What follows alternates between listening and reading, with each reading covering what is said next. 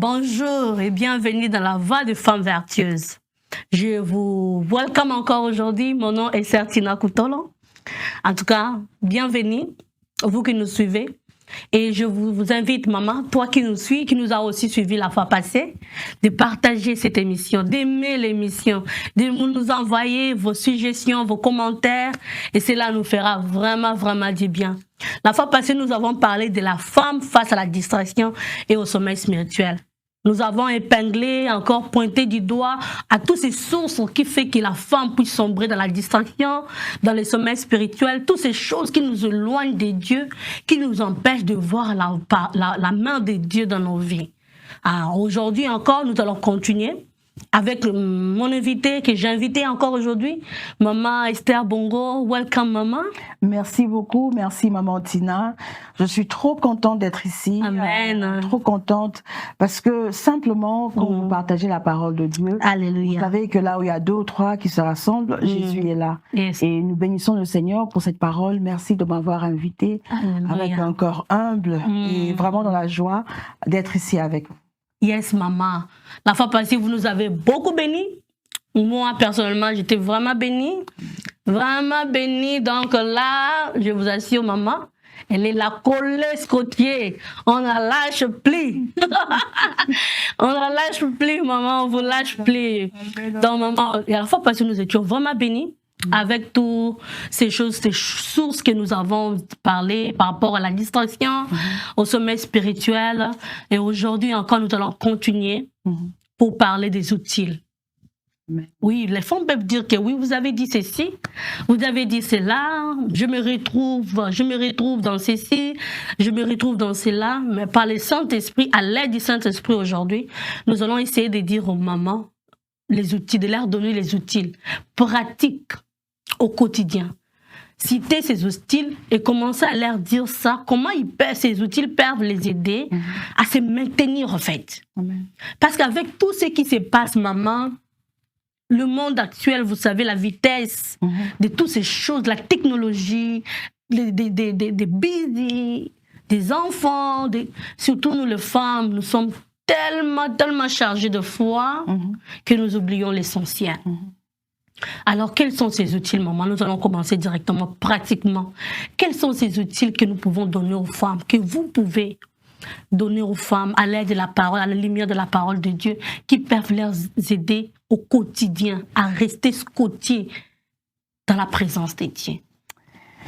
Amen, merci vraiment pour la parole. Je bénis Dieu qui nous a accordé cette grâce. Amen.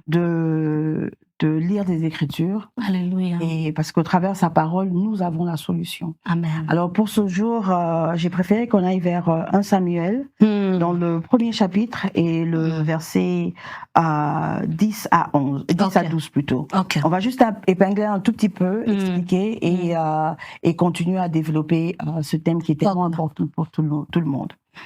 Alors, dans 1 Samuel, le 1er chapitre, le verset 10 à 12 dit ceci. « Et l'amertume dans l'âme, elle pria l'Éternel et versa des pleurs.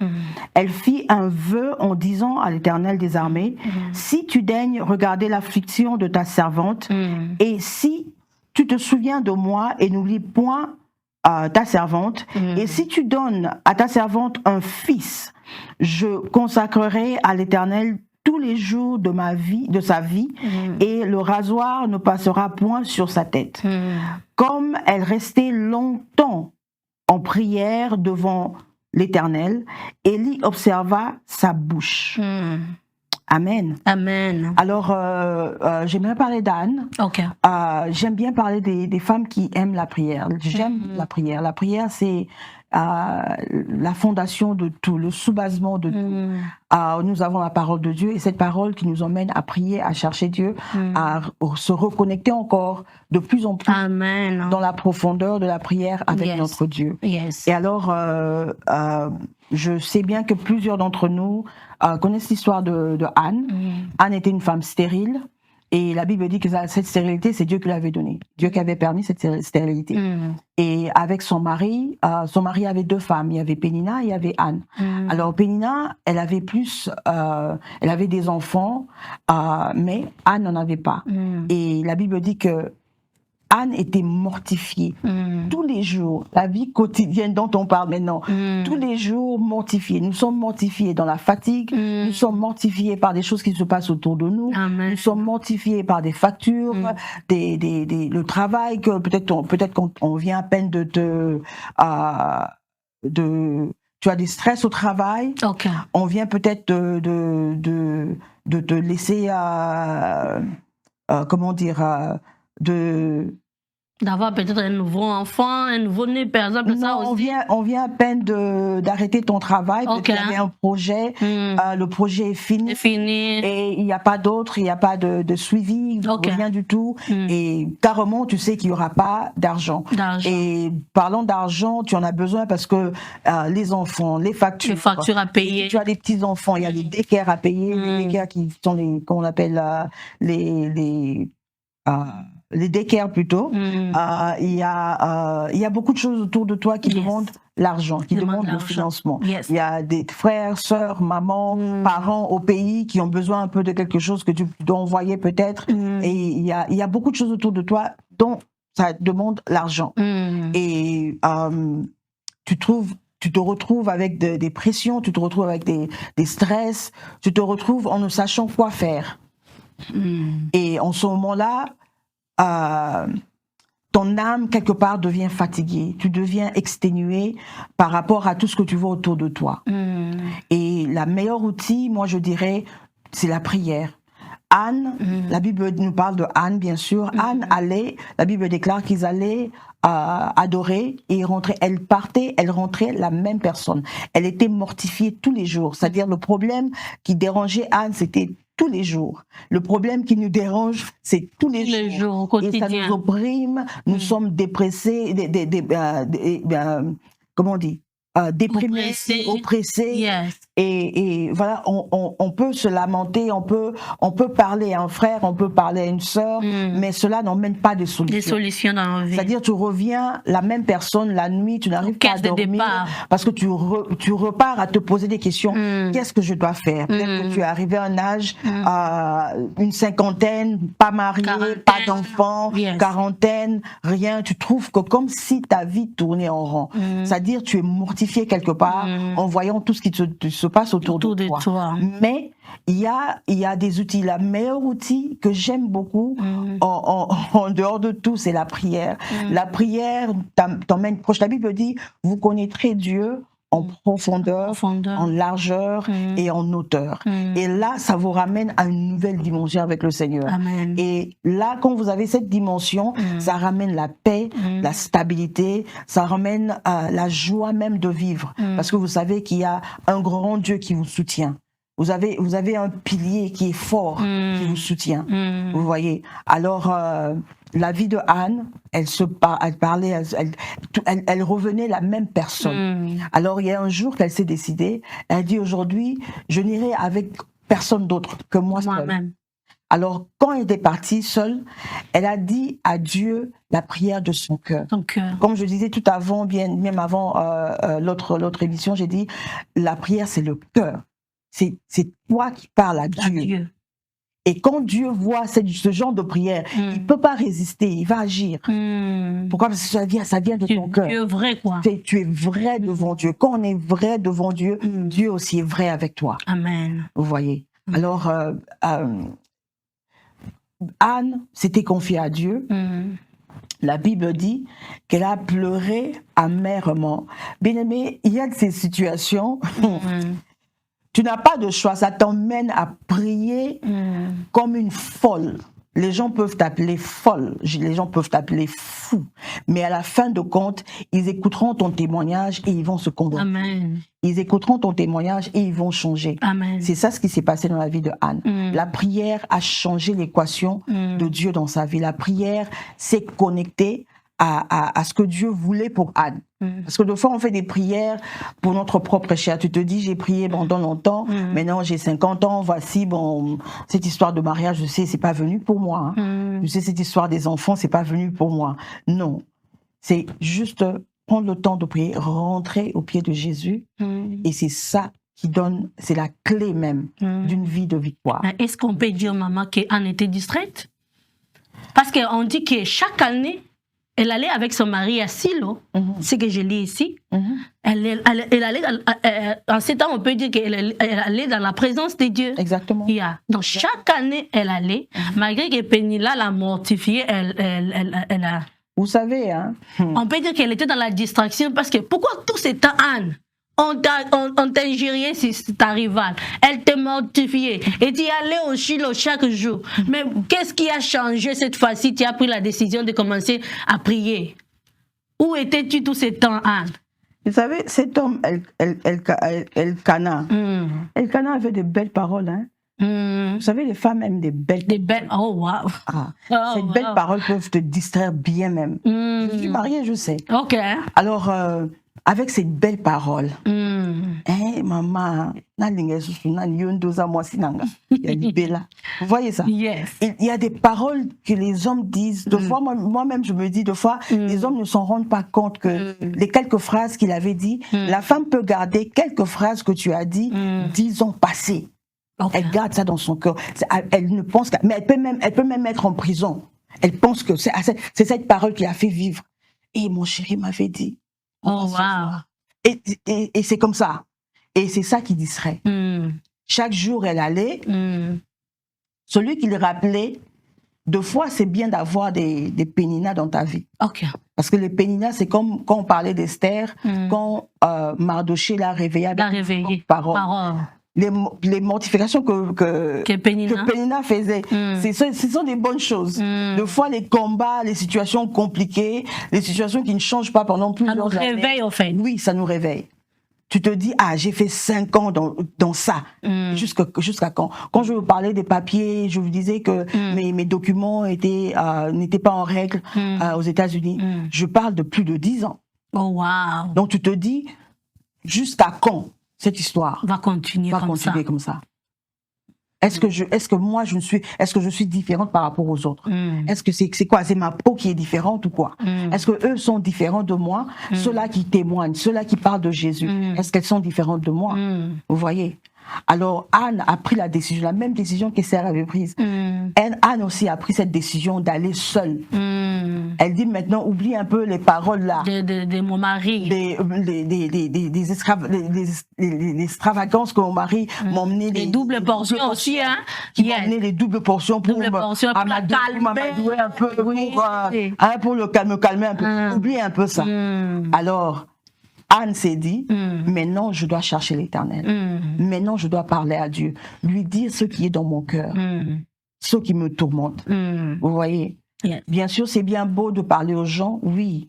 Vous pouvez parler à un pasteur, vous pouvez vous adresser à maman pasteur, regarde, ma situation, c'est ceci, c'est cela, c'est ceci. C'est bien beau, ce n'est pas mauvais, c'est une bonne chose. Mais la meilleure des choses, c'est parler à Dieu.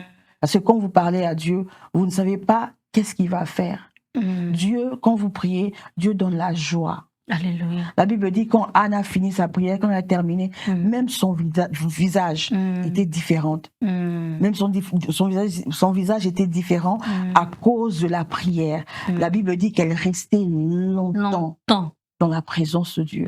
Quand on reste longtemps, quand on demeure longtemps dans la présence. Il y a de ces combats que j'aime deux fois. Voilà pourquoi j'ai dit j'aime des combats deux fois. Ça t'emmène à rester longtemps dans la présence de Dieu. Et en restant longtemps, le Seigneur vient essuyer tes larmes. Le Seigneur vient panser tes plaies. Le Seigneur vient arranger ce que les hommes ne peuvent jamais arranger. Dieu les arrange. Dieu rétablit les vies. La Bible dit qu'il rétablit même sur les anciennes ruines. Il rétablit. Ok. Gloire au Seigneur Jésus. Gloire au Seigneur Jésus. Je me dis aussi, Anne, tu étais où? Tu étais où tous ces temps? Maintenant, là, elle part à Shiloh elle-même pour prier. Mais avant toutes ces années, Anne l'a mortifiée. Je ne sais pas si elle priait ou, comme vous avez dit, elle s'est contentée seulement de toutes ces bonnes paroles de son mari. Je ne sais pas. Là, maintenant, c'est comme si elle est réveillée, quoi. Elle est réveillée, elle a dit ras-le-bol. Trop, c'est trop. Jusqu'à quand je vais demeurer dans cette situation ici. Je veux commencer à pleurer. On m'injurie, je pleure. Ça, c'est une distraction. L'essentiel, c'est la prière. On t'injurie, on te calomnie, tu pleures. On t'injurie, tu pleures. Tu pars même te plaindre auprès des gens. On m'a dit ceci, on m'a dit cela. Tu pars même discuter avec les gens. Tu pars même te battre avec les gens. Tu pars même I don't know, pour te justifier, en fait. Pourquoi tu as dit ça? Moi, je suis ça, moi, je suis ça, moi, je suis ça. Mais est-ce que cela est l'essentiel? Maman nous a dit ici, l'essentiel, c'est la prière. Quand Anne a décidé de prier, et les choses ont changé. On a vu bien ici que les choses ont changé et après, les choses ont changé. Maman, alors quel autre outil à part la prière? Parce que la prière, c'est le soubassement. Mais quelle autre prière nous pouvons ajouter à la prière? Vous savez, la vie chrétienne, il y a beaucoup de choses. C'est assez complexe parce qu'il y a beaucoup. Tes combats ne sont pas mes combats. Les problèmes de l'autre, ils peuvent y avoir des similarités dans des combats, là où on tire quand même. Ah, elle avait fait ça, moi je fais ça. Mais il y a quelque chose que Anne avait fait. Elle s'était disciplinée. Elle s'était disciplinée, elle dit attends un peu. Elle est restée devant la présence de Dieu. En ce moment-là, elle ne s'occupe pas qui a préparé pour Elkanah, qui a fait quoi pour Elkanah. C'était plus le problème quand on met Dieu devant tout. Dans nos jours ici, on se dit voilà, il y a programme de retraite à l'église, il y a programme de la prière, il y a intercession, il y a séminaire, il y a les enseignements des mamans, moi j'entrais même dans les enseignements des papas. Quand les combats sont j'entrais tout. C'est-à-dire pour moi, je cherchais la solution à fond. Je m'en foutais quand il y a au programme, il y a seulement les papas. J'étais la seule jeune fille dedans. Même et j'allais parce que moi je me disais si je demeure plus dans la présence de Dieu, c'est là où j'aurai la solution. Amen. Alors la meilleure stratégie, c'est de t'efforcer, de te faire violence. Parce que c'est le royaume de Dieu, ceux-là qui peuvent s'en accaparer, ce sont là ceux qui sont violents. La violence ne veut pas dire aller menacer quelqu'un, mais c'est-à-dire violent par rapport à la manière dont tu cherches Dieu, la manière dont tu t'es décidé, la prise de décision. Tu te dis, ok, à partir de 3 heures du matin, je ne sais pas quel est ton horaire, mais à partir de 4 heures, à partir de 5 heures, ou très tôt le matin, je dois me lever, prendre même 1 heure avec Jésus. Amen. Le temps juste de lui parler de mes enfants. Amen. Le temps de lui parler de mon mari. Le temps de lui parler de chaque domaine de ma vie. Que Dieu prenne place. Amen. C'est une décision ferme qu'on prend. Et quand tu prends cette décision, le Seigneur va t'accompagner. Et le Seigneur sera avec toi. Donc, décider quoi? Décider, c'est cette ferme décision. Tu n'attends pas que ça te tombe dessus. Il y a même eu des moments, des stratégies que moi j'ai faites. Je suis sur le lit, je dormais. Dès que j'ouvre mes yeux, je ne crie pas. Je commence à prier dans le cœur. Amen. Je commence à chanter dans le cœur. Et je commence à chanter à vive voix. Je chante, et c'est ça qui va me réveiller. Je veux me lever pour aller prier. Gloire à Dieu. Il y a des stratégies que tu peux faire, 1001. Quand tu dis, ah Seigneur, le temps que tu dis, ah, je suis fatigué. Le temps de dire, je suis fatigué. Seigneur, merci. Merci Jésus. Tu commences à prier comme ça. Directement. N'attends pas, je dois commencer à un certain rythme. Je dois commencer d'abord par un chant. Je dois commencer d'abord à méditer. En fait, c'est la religion, en fait. Non. Dieu n'a pas besoin de toutes ces choses-là. Comme j'avais dit, le cœur. Le cœur commence à parler à Dieu. Seigneur, j'ai besoin de toi. Seigneur, tu sais, le Seigneur va te donner des manières de prier. Il va te donner, il y a des noms que toi tu auras qu'avec toi et ton Dieu. Ton Dieu. Mon ami fidèle, mon ami de tous les jours, le Dieu que j'ai cherché, le Dieu de ma jeunesse, le Dieu de ma vie. Vous voyez, le Dieu qui a enlevé, tu as changé la stérilité en fécondité. Amen. Tu pries ton Dieu, il y a de ces paroles que tu sors, ça va te réveiller. Alléluia. Seigneur, regarde mes enfants. Alléluia. Regarde combien mes enfants souffrent. Regarde combien mon mari souffre. Il n'a pas de travail. Jésus, toi, tu as dit, tu commences à citer la parole de Dieu. Et ça va te réveiller. Et tu vas prier. Donc, tu n'attends pas. N'attends pas. Là, je retenu, maman. Tu n'attends pas que ça te tombe dessus. Non. Parce que si on attend que ça nous tombe dessus, maman, avec toutes ces choses ici, tu ne vas pas prier. Récemment, vous avez dit que ça devient comme une religion. C'est-à-dire, je dois me réveiller à 7h50. Juste. Non. C'est-à-dire, là où tu es, partout où que tu sois, Jésus est là, non? Commence à parler. Seigneur Jésus. La situation, il y a un moment, je m'agenouille même à la salle de bain. Parce que le Saint-Esprit m'a ramené à ce problème. Ce problème-là, à ce moment-là. Je m'agenouille en ce moment. Tu pries directement à Dieu. Yes. Parce que la nature n'aime pas le vide. Hein? Non du tout. Lorsqu'il y a le vide, quelque chose là vient. Tu veux combler ça. Quelque chose arrive. Quand il y a une petite vide, quelque chose. Mais quand tu attends seulement le vide pour prier, tu attends qu'un moment là certain, tu attends que tout soit dégagé, que les enfants soient partis. Moi, j'exhorterais à une femme de ne pas attendre comme ça. De ne pas attendre comme ça. Parce que, juste simplement, parce que Jésus est là partout. Amen. Jésus est là. Tu conduis dans ta voiture. Même quand tu conduis, parce qu'il faut chercher. Il faut chercher à voir, même dans tes pensées. Amen. Tu dis, Seigneur, renouvelle mon intelligence. Seigneur, que je ne pense pas. Parce qu'il y a des choses, des fois, qui troublent tes pensées. Et ça se reflète à ce que tu fais. Ça se reflète à tes réponses, même envers ton mari. Chérie, serre-moi. C'est dans la cuisine, non? Tu as oublié. Fatigué, tu me déranges. Voilà. Yes. Au lieu, c'est-à-dire, ce sont les choses qui sont en toi qui ont répondu. Yes. Alors que, si tu avais la louange et l'adoration dans ton cœur, qui t'a déjà donné la joie, tu vas le faire avec fierté, tu vas le faire avec amour. Yes. Tu iras, oui chérie, tu te sers, je fais ceci pour les enfants.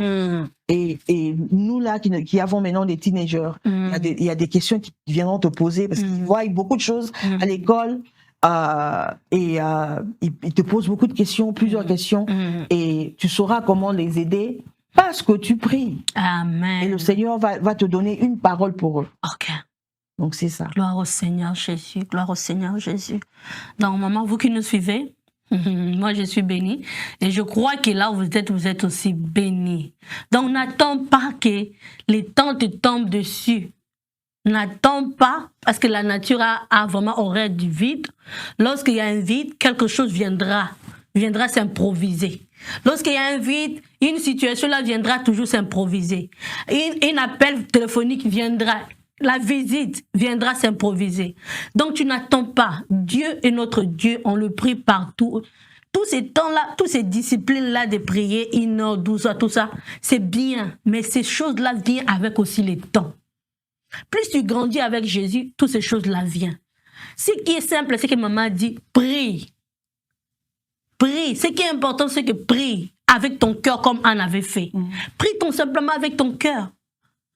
Prie. Ce qui est important, c'est que tu pries. Sous ta douche, prie. Tu te réveilles, tu pries. Quand tu conduis, tu pries. Quand tu pars prendre les enfants à l'école, tu pries.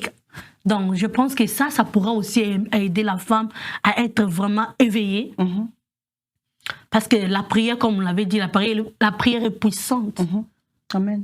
Quand tu pries, tu fermes la porte spirituellement, quoi. Comme vous avez mentionné les pensées. Exactement.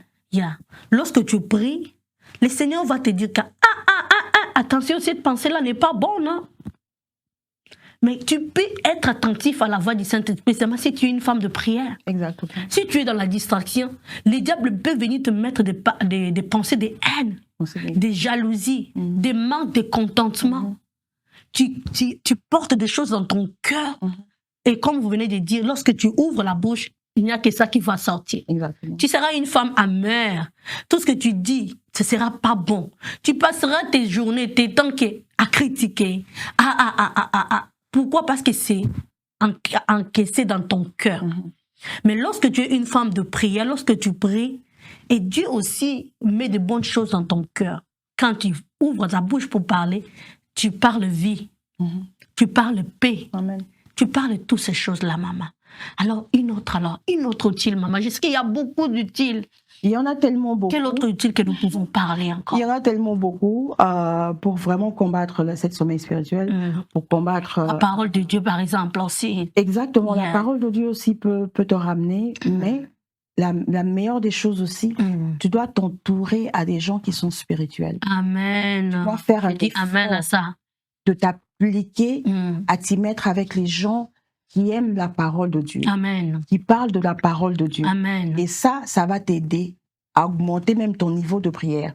Parce que si tu t'entoures des gens qui ne font que critiquer, qui ne font que calomnier, qui ne font que parler des autres, qui ne font que...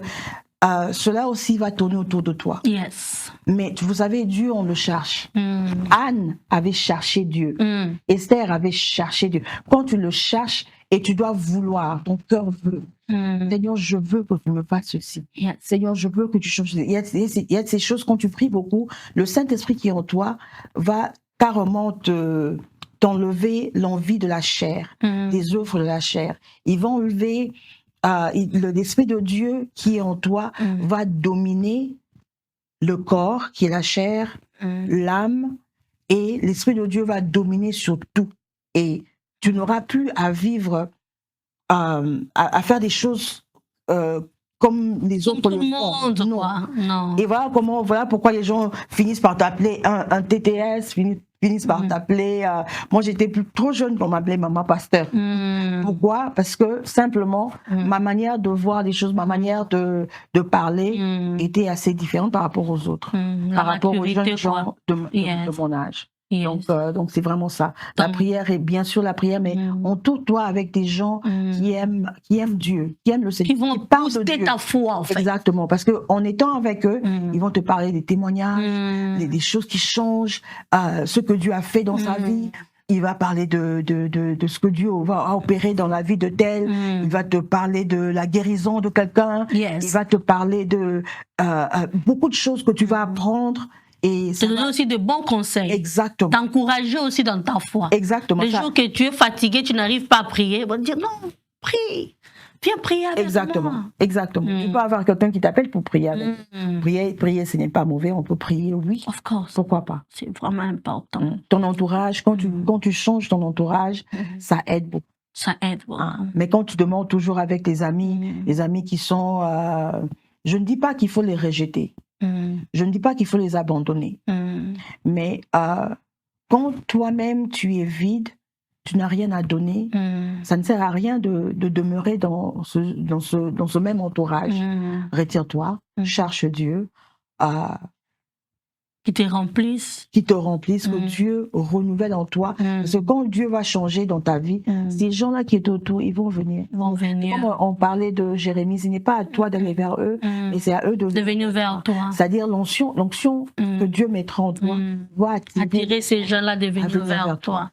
Ils sauront que, celle-là, elle prie beaucoup. Si elles ont des problèmes, elles viendront vers toi. Elles viendront te demander, regarde, moi j'ai eu ce rêve.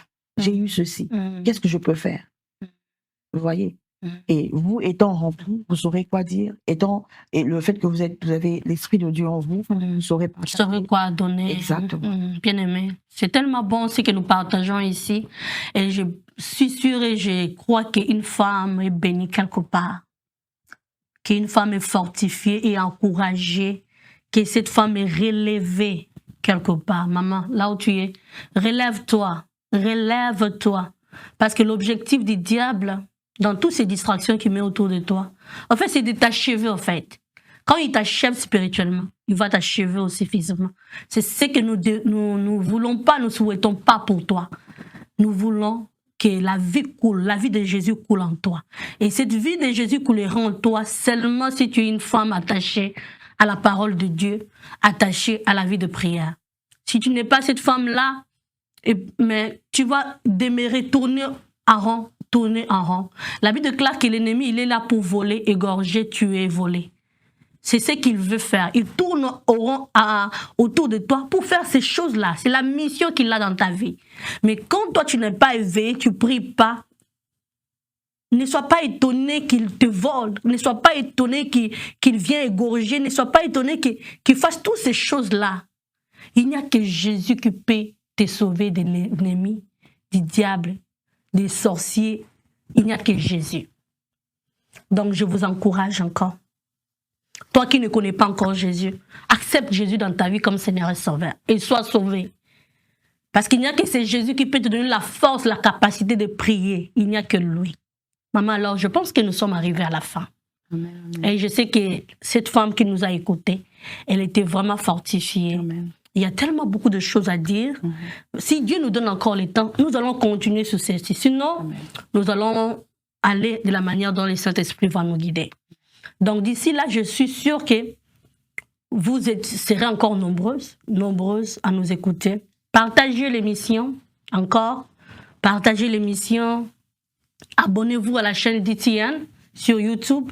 Et pourquoi pas cliquez sur cette sonnette de notification. Chaque fois que nous avons un nouveau numéro plutôt, vous avez ça dans vos maisons, dans vos téléphones, partout. Que le Seigneur vous bénisse. Nous vous aimons beaucoup.